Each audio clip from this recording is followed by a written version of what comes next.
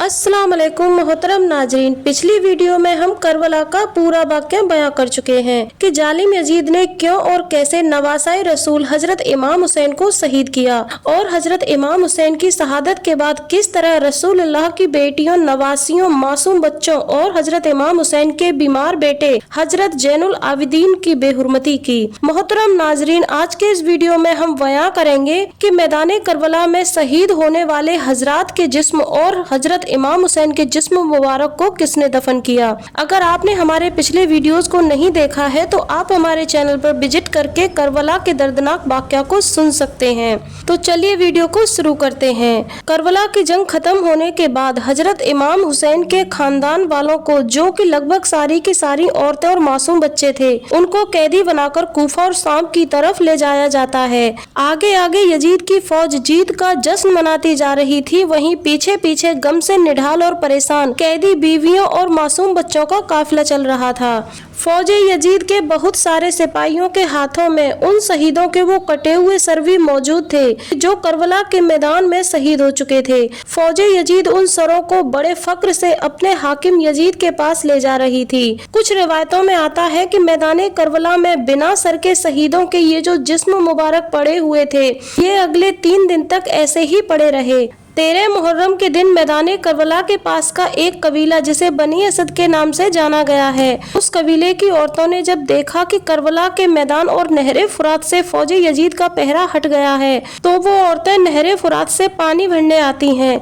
यहाँ आकर वो देखती हैं कि मैदान करबला में दूर दूर तक लाशें ही लाशें नजर आ रही थीं, यानी शहीदों के जिस्म मुबारक बिखरे पड़े हुए थे। किसी का बाजू कहीं था, किसी का पैर कहीं था, तो किसी का सीना कहीं था। इस मंजर को देखते ही उन सारी औरतों के हाल बेहाल हो गए और वो रोती रोती अपने कबीले बनी असद की तरफ वापस आती हैं और अपने कबीले के लोगों से कहने लगती हैं कि ऐसा लगता है फौज यजीद का सारा घिराव हुजूर अकरम सल्लल्लाहु अलैहि वसल्लम की औलादों और उनके खानदान के लोगों के लिए किया गया था। फौज यजीद ने उन सारे लोगों को शहीद कर दिया है, उनके जिस्मों की भी बहुत बेहुरमती की है और उनके खेमों को भी जला दिया है। चलो अब हम लोग अहले बैत के सभी शहीदों के जिस्म मुबारकों को दफना देते हैं। बनी असद के सभी मर्द अपनी औरतों की बातें सुनकर घबराने लगे और कहने लगे कि क्या तुम्हें जरा सा भी इल्म है कि तुम क्या कह रही हो। अगर यजीद को ये बात मालूम चली कि हजरत इमाम हुसैन के खानदान के सभी शहीदों के जिस्म मुबारकों को हमने दफन किया है,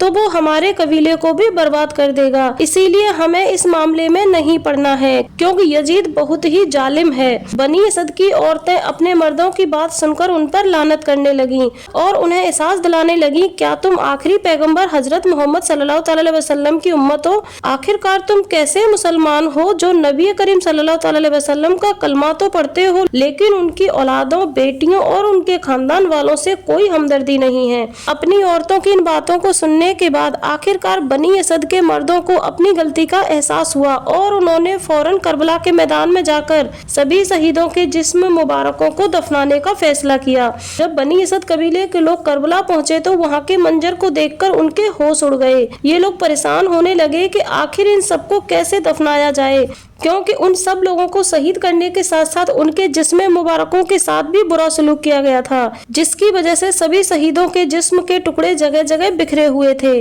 आखिर में सबने मिलकर ये फैसला लिया कि एक बड़ी सी कब्र खोदकर सभी शहीदों के जिस्म मुबारक के टुकड़ों को एक ही साथ दफनाया जाए। जैसे ही उन लोगों ने कब्र खोदना शुरू किया, वैसे ही उन्हें एक घुड़सवार के आने का एहसास हुआ। बनी असद के लोग घबरा गए, उन्हें लगा यजीद का कोई सिपाही है, लेकिन जैसे ही वो घुड़सवार उन लोगों के पास आया तो कहने लगा, आप लोग घबराएं नहीं, मैं नवासाए रसूल हजरत इमाम हुसैन का बेटा जैनुल आबिदीन हूँ। यहाँ हम आपको बता दें कि ये वही जैनुल आबिदीन है जो हजरत इमाम हुसैन के बेटे थे और काफी बीमार होने की वजह से हजरत इमाम हुसैन ने इन्हें जंग की इजाजत नहीं दी थी, इसीलिए ये इस जंग में शहीद होने से बच गए थे। लेकिन जब ये जंग खत्म हो गई थी तो अहले बैत की बाकी औरतों और बच्चों के साथ बीमारी के आलम में लेटे हुए हजरत जैनुल आबिदीन को भी कैदी बनाकर कूफा और शाम शाम की ओर ले जाया गया।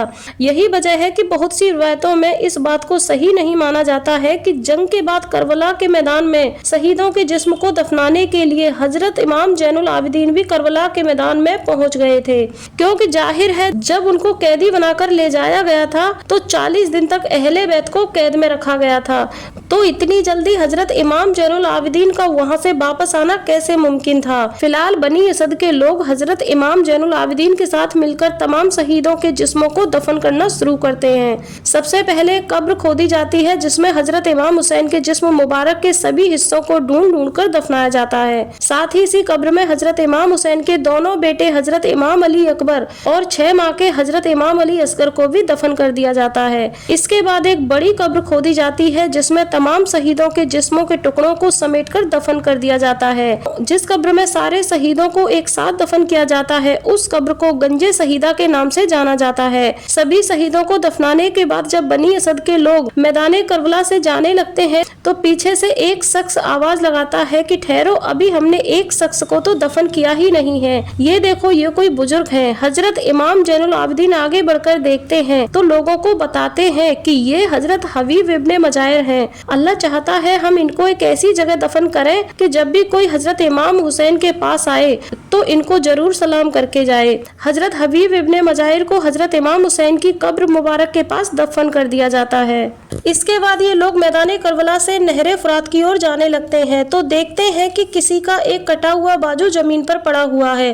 थोड़ी दूर जाने पर एक और बाजू मिलता है। इसके बाद थोड़ा और आगे बढ़ने पर एक और शहीद का जिस्म नजर आता है। दरअसल ये कटे हुए बाजू और जिस्म मुबारक हजरत अब्बास अलमदार के थे। सब लोगों ने मिलकर हजरत अब्बास अलमदार के जिस्म मुबारक को वहीं दफनाने का फैसला किया जहां पर वो जंग के दौरान घोड़े से नीचे गिर गए थे। यही वजह है कि हजरत इमाम हुसैन और हजरत अब्बास अलमदार की कब्र मुबारक आमने सामने है। तो इस तरह से करबला के मैदान में होने वाले शहीदों के जिस्मों को दफनाया गया। मोहतरम नाजरीन, ये बात हम आपको पहले भी बता चुके हैं कि बहुत सी रिवायतों में इस बात को सही नहीं माना जाता है कि करबला में होने वाले शहीदों के जिस्मों को दफनाने के वक्त हजरत इमाम जैनुल आबिदीन वहाँ मौजूद थे, लेकिन ये बात सभी रिवायतों में सही मानी जाती है कि करबला में होने वाले शहीदों को बनी असद कबीले के लोगों ने ही दफनाया था। मोहतरम नाजरीन, नवासाए रसूल के सर मुबारक को कहां और किसने दफनाया, इस बात को लेकर भी कई रिवायतें हैं जिन्हें हम आपको अगली वीडियो में बयां करेंगे। तब तक के लिए अपनी इस बहन को दीजिए इजाजत। खुदा हाफिज।